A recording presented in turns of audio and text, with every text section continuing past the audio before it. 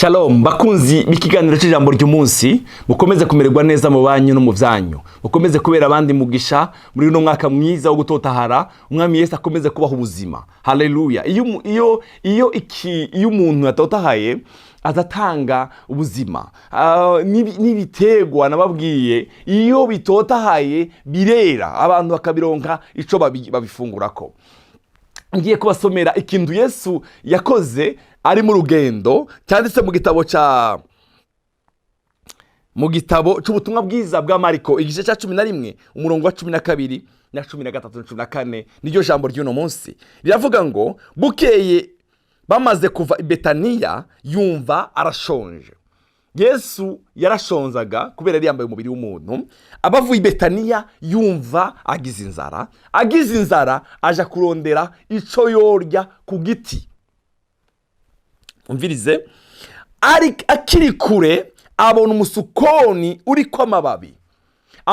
Nibaza ko yabonye amababi atotahaye ameze neza. Ari kure aragenda arawegera ngo kumbure yogira ico awusanga ko. Awushitse ko ntiyagira ico ubona ko atari amababi kuko kitari igihe cyo kwama cy'umusukoni. Bene data, Yesu yarazi yuko ahasanga ico mumara inzara. Acegereye agisanze asanga nta kintu na kimwe gihari. Umviriza ico yakoze. Arawubwira ati ntugapfe haruriye ku musukoni zawe. Uhereye ubu ugashitsa ibihe bidashira, abigishwa biwe baravyumva. Yesu arawubwira ngo wa musukoni we, guhera ubu nyine naje mfite inzara, shonje, ngira ngo hari ico ndagukuraho ndakibuze. Rero kuva uyu munsi kuzogeza ibihe byose ntiyakagira uwundi muntu azoronka ico afungura kuri wewe.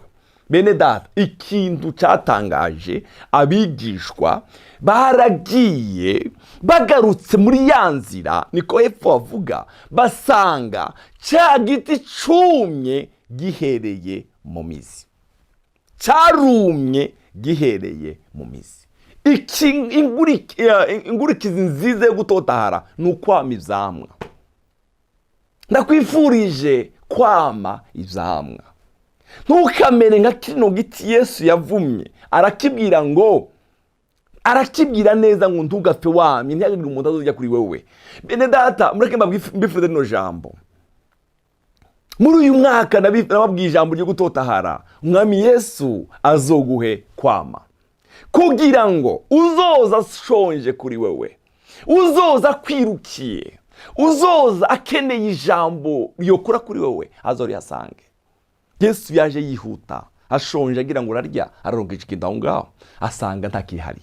Niko kuvuga rya jambo ngo ndabukivume kiruma. Rero wowe ndakwifurije muri uyu mwaka umuntu we uzobere benshi umugisha, uzobere benshi umunezero, uzokwame kubwa benshi. Haleluya. Uzagire ivyamwa ku buzima bwawe. Umwanditsi mwiza Paulo yandikiye Abagalatiya ijambo mu gice cya 5 umurongo wa 22 yavuze imbuto tugomba kwama. Aravuga ngo ariko ivyo mwemu yama niki? Ndakwifurije kwama ibi bintu 9 umukozi w'Imana yavuze. N'urukundo. Uyu mwaka abazoza kwamura kuri wewe bazowasange urukundo. Reka kwifuriza urukundo. Mukundwa uwankurikirana. Haleluya. Ndakwifurize urukundo. Tubikunde wowe ubwawe gusa, n'abawe gusa, ukunde n'abandi. Abandi bazagira umugisha kubera wewe. Impemu yo gukundana izoganze. Urukundo rwawe ruzorenga imbibe. Urukundo rwawe ruzoshike kuri benshi uyu mwaka. Benshi bazonezerwa ku bwawe. Bene data, hariho abantu bikumira ko ibyabo bonyine gusa. Hari ijambo ryanditse mu gitabo cy'Ivyahishuriwe ngo hahigwa abapfapfira mu mwami, ngo mwema aravuga ngo yegogwe, ngo baruhuke ubutame bwabo, ngo kuko ibikorwa byabo bibakurikiye.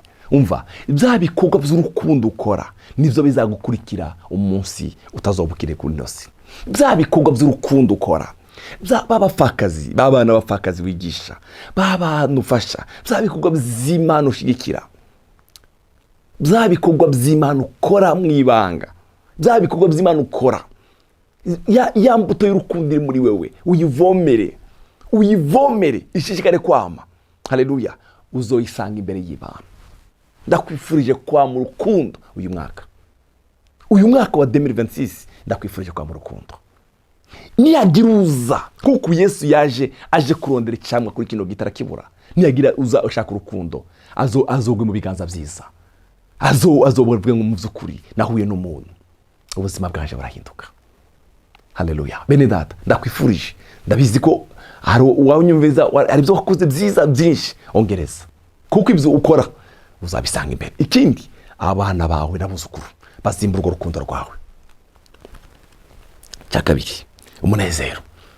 Ndakwifurije icyamwa cy'umunezero. Satani ndakubye ubuzima bwawe ngo kumare mu munezero. Pawulo yabwiye Abafilipi, aravuga ngo mwami munezerwa mu mwami, ngo kubandikira ibyo ndikundambira. Igice cya 4:4, munezerwe mu mwami, mwongere munezerwe ubugwaneza bwanyu mengo n'abantu bose. Ndabifurije umutima unezerewe. Umva mugani aravuga ngo umunezero ni umuti uzukiza amagufwa. Umunezero uzutuma mu maso haca. Ndakwifurije umutima unezerewe. Reka gushira umutima wawe mwibohero, reka gushira umutima wawe mwibohero, akandu kose karagushavuze, akandu kose karagushavuje, ndagusabye, ndagusengera ngo Imana ikuremere umutima unezerewe. Cya gatatu, amahoro. Icyamwa cy'amahoro, icyamwa cy'amahoro cyame ku buzima bwawe. Imana iguha amahoro. Yesu yaravuze ngo ndagiye ndabasigiye amahoro. Amahoro ni gift special twasigiwe n'umwami wacu Yesu Kristo. Cyagira ikintu gutwara amahoro muri uyu mwaka, gwanira amahoro yawe. Reka guma kumviriza ibintu bigutwara amahoro, gwanira amahoro yawe. Ukwihangana, Imana izoguheza icyamwa cyo kwihangana. Bene data, kwihangana. Icya gatanu, kugira neza. Ndakwifurije umugwane, kugira neza, kugirira abandi neza. Amen. Ingeso nziza. Ndakwifurije kugira ingeso nziza uyu mwaka. Kuba umwizigirwa. Icyamwa cy'ubwizigirwa kizogaragare ku buzima bwawe. Ubugwaneza, ukwirinda ibimeze bityo nta byagezwe bibibuza. Reka nkwifurize rino jambo mukundwa wankurikirana, igihe cyose bazokubona bazabone bino byamwa kuri wewe, icyo giti arico wewe. Ukeneye ubugwaneza, azobusangiye kuri wewe. Umunezero uzoganze mu buzima bwawe, amahoro, ukwirinda bizoganze kuri wewe, bizabe kuri kino giti. Yesu yaragiye ageze kuri kino giti, buri kintu na kimwe akwamura. Bene data, urashobora kuba mu ishengero, ukaba mu ishengero udafise icyamwa na kimwe, nta rukundo, nta munezero, nta mahoro, ugasanga ubuza abantu amahoro. Ari muri korari, abantu bose urababuza amahoro. Ari mu ishengero, ahantu hose ukagenda, ahantu hose uri, umugo wose urimo, ugasanga kurabuza abantu amahoro. Imana ikurinde iyo mwemu, Imana iguha amahoro, ugiye gutanga amahoro. Bibiliya iravuga ngo kugwanya uruhande mubane n'abantu bose amahoro. Kugwanya uruhande mubane n'abantu bose amahoro. Ubugwaneza bukurange, kwirinda, ingeso nziza, ubwizigirwa bukuganze ku buzima bwawe. Bene data, niba kubona ico giti gitotahaye ari cyo wewe, bazokubona imbwo bino bintu. Ntibakagende ngo bakubone usa neza, ariko bakubone n'icamwa na kimwe bakwamburako. Hari igihe umuntu ushobora guhura n'umuntu ukabona asa neza, yambaye neza, afise umuduga mwiza, yasohora amajambo yavuga, ukavuga mbega uyu ni wa muntu. Abakubona bazakwamure ko ivyamwa. Haleluya. Ureze amaso yawe arenge kuri wowe gusa, ubiyumvire n'abandi. Yesu yarashonje, yegereye ikintu azi ngo kiri kwico yofungura, arabura. Muvandimwe mukundwa, wame ivyamwa, ibino vyamwa vyamwemuye. Ibi nivyo bizotuma uraca mu ijuru. Urashaka kugira ingabire zo gukora ibitangaza, zo gukiza abarwayi, zo kugira gute. Mugabo mu gihe bino bintu bibuze ku buzima bwawe, ukazosigara muri ino si y'abazima. Iyi si ukazoyisigaramwo. Ndakwifurije, haleluya, ndakwifurije kwama. Niba kubona, bakubone mu rukundo, bakubone mu munezero, bakubone mu mahoro, bakubone mu bwiza, bakubone mu byiza by'Imana. umwami Yesu aguhezagire kandi akugirire neza. Ndakwifurije kwama. Turagukunda Yesu, izina ryawe rihabwa icubahiro. Turakwingiza uduheze kwama, egome uduheze kwama mukundwa wacu. Haleluya. Ntitukabenga kino giti Yesu yasanze aburi kintu na kimwe uyu mwaka. Uduheze kwama. Haleluya. Uduheze kwama urukundo, umunezero, amahoro, kwirinda ingeso nziza, ubugwaneza. Ubugwaneza. Haleluya. Mwami turakeneye ubuzima butotahaye. Buno buzima butotahaye turakeneye ko twama ibyamu. Urakoze kutugirira neza. Hezagira uyu mukundu uri kurankurikirana, umuheze umugisha, umuheze kwama, mwami kubwiza bwawe, umuryango w'uheze umugisha, abana bahezagire. Haleluya. Mwami baguriye amahema mu izina rya Kristo Yesu mwami wacu. Amen. Yesu abahezagire. Mana.